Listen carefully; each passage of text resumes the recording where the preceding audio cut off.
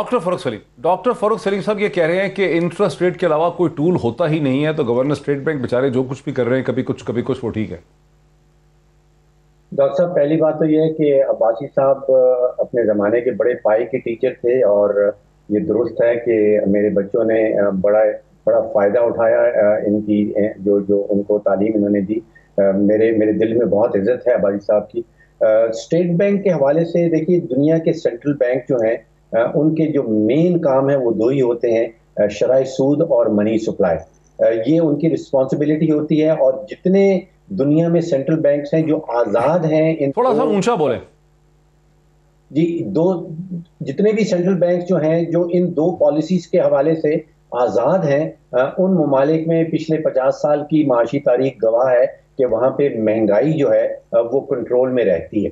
अब्बासी साहब बिल्कुल दुरुस्त कह रहे हैं कि जिस जिस मुल्क में जब शराय सूद बढ़ाई जाती है तो उस मुल्क की करेंसी को सहारा मिलता है। तो मैं सोचता हूँ कि आज सिर्फ 10 पैसे गिरा है हमारा रुपया डॉलर के सामने। इस जो जो इंटरेस्ट रेट बढ़ाया है उससे किसी किस्म का सहारा जरूर मिलेगा हमारी हमारी करेंसी को, चाहे बहुत ज्यादा ना हो।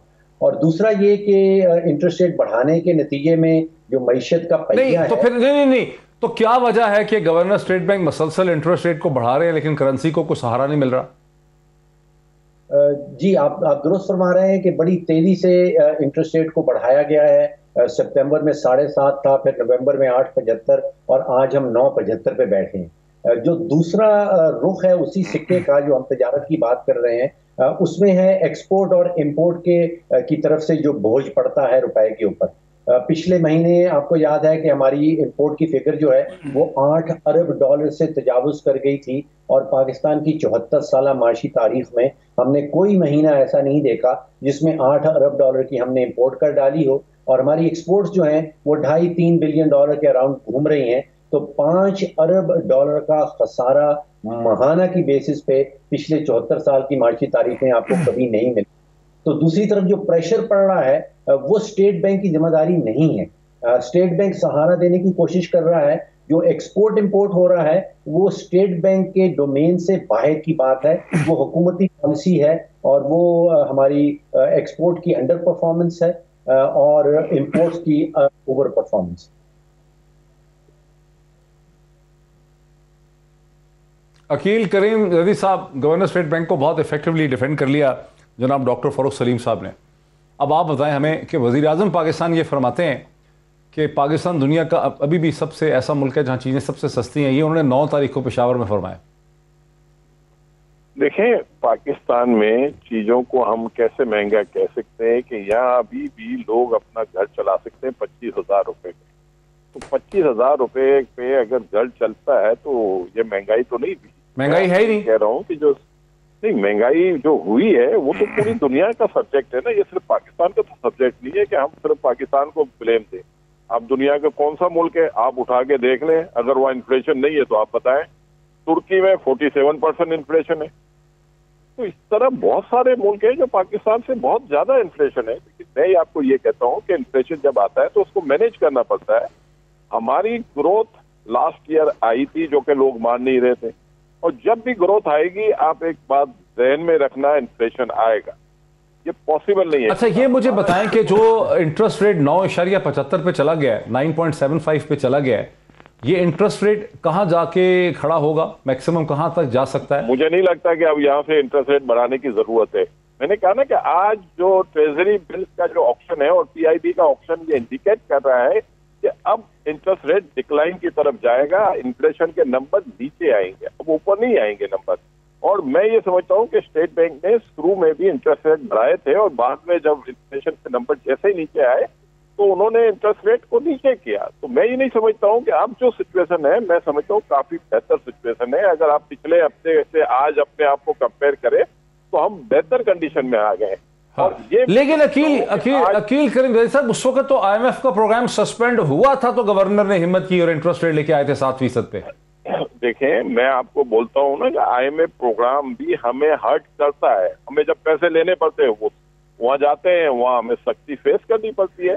हम कोई डिसिप्लिन कौम तो नहीं है ना, हमें भी तो डिसिप्लिन होना पड़ेगा ना। हम हर चीज गवर्नमेंट पे तो नहीं थोप सकते। इस मुल्क में जो स्पेंडिंग होती है बड़े से बड़े मुल्कों में नहीं होती है। इस मुल्क में जो गाड़ियों लोग मंगवाते हैं ये तो बड़े बड़े मुल्कों में नहीं देखी जाती। फरूख सलीम हमारे साहब, साथ इससे पहले कि मैं सदाकत साहब की तरफ जाऊं, फरूख सलीम साहब, ये जो अकील करीम रईस साहब ने फरमाया कि महंगाई है ही नहीं है, 25,000 में घर चल सकता है, बाकी सारी दुनिया में बहुत महंगाई है, तुर्की में 47% है, अमेरिका में पता नहीं कितनी है, इस पे आपका क्या है रिएक्शन? देखिए, महंगाई जांचने का जो तरीकाकार है वो 3 तरीकाकार इस्तेमाल होते हैं।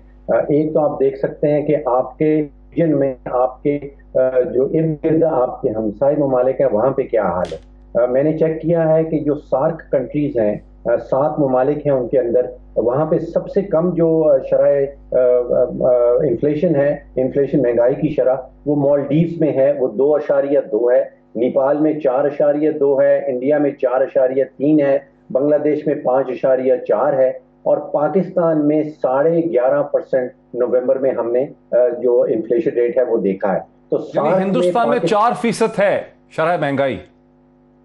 जी, पाकिस्तान जो है वो सार्क कंट्रीज के अमंग बुलंद तरीन है। इसी तरह अगर हम देखें कि जो दुनिया में कुछ हफ्ते पहले इकोनॉमिस्ट में लिस्ट छपी थी, उसमें दुनिया में पाकिस्तान जो है वो 4थे नंबर पे आ रहा है। जैसे अभी अब्दुल करीम डैडी साहब ने फरमाया, तुर्की में हमारे से ज्यादा है, अर्जेंटीना में हमारे से ज्यादा है, और ब्राजील में हमसे ज्यादा है। पाकिस्तान 4थे नंबर पे आ रहा है पूरे दुनिया भर में। तीसरा तरीका जो है महंगाई के नापने का, वो है कि पाकिस्तान के अंदर पहले 70 साल या 74 साल क्या माशी तारीख रही हमें बताती है। आपको 3 साल का कोई दौरानिया पिछले 74 साल में ऐसा नहीं मिलेगा जिसमें चीनी की कीमत 100%। जरा रुके मेरे साथ, जरा रुके सदाकत भाई साहब। वो तो अकील करीम रईस साहब ने लगता है बड़ी मेहरबानी की आपकी हुकूमत पे, उन्होंने वो 2-3 मुल्क बता दिए, तुर्की वगैरह जो पाकिस्तान से ऊपर थे, पाकिस्तान 4थे नंबर पे। कहीं ऐसा तो नहीं है कि आपकी हुकूमत बेहिस हो गई है, चूंकि अब आपको अंदाजा हो गया कि ऑपोजिशन आपको डिसलॉज कर नहीं सकती या करना नहीं चाहती, वो शादियों वगैरह में ब्याह में बिजी हैं कुछ 15 दिन से, तो आप लोग पीछे से ये स्टेटमेंट देते फिर रहे हैं वज़ीर आज़म के पाकिस्तान में बड़ी चीज़ें सस्ती हैं, यहाँ महंगाई कोई नहीं है। अकील करीम रईस भी मेहरबानी कर रहे हैं आपकी हुकूमत पे, कह रहे हैं महंगाई ज़्यादा नहीं है। अच्छा, बेहिसी का शिकार हो गया। 2 बातें हैं, एक कन्फ्यूजन है बहुत बड़ी।